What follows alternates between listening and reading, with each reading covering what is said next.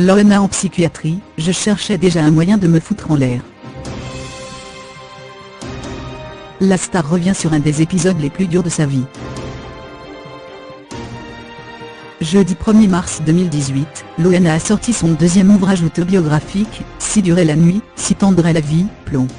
Pour ceux qui ne se sont pas encore procuré le livre, le magazine Elle, qui a d'ailleurs mis la star sur sa couverture, en a dévoilé des extraits dans son dernier numéro, en kiosque vendredi 2 mars. Après avoir publié sur son site 2 premiers passages, concernant le rapport de Loana à la drogue, et sa relation compliquée avec sa fille Mindy, cette fois, il est question du séjour de la blonde en hôpital psychiatrique suite à une de ses tentatives de suicide. La scène se déroule en 2012, Loana est au plus mal et accepte de se faire suivre. Prendre le taureau par les cornes, briser la spirale infernale mal-être, tentative de suicide, rebond.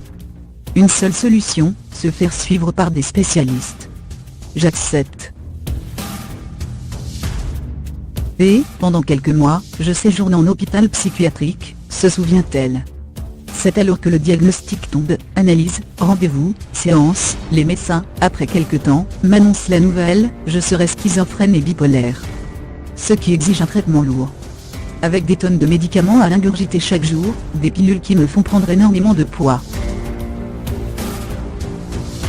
De nouvelles courbes qui lui ont d'ailleurs valu bien des moqueries. Mais Loana a subi une sleeve gastrectomie, intervention qui vise à réduire la taille de l'estomac, et se dévoile aujourd'hui amincie. D'ailleurs, à ce sujet, elle déclare à Elle, ce shooting, c'est tellement une vie de poire. Ça fait du bien de me voir belle. Ça va clouer le bec à un certain nombre de personnes. Mais revenons-en à ce séjour en hôpital psychiatrique.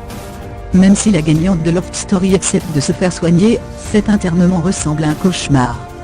Elle raconte, les infirmières expliquent que les sangles sont là pour mon bien, mais je comprends qu'elles servent surtout à éviter le moindre risque. Ont-elles deviné que je cherche déjà un moyen de me foutre à nouveau en l'air? Heureusement, la quadragénaire est aujourd'hui en paix avec elle-même.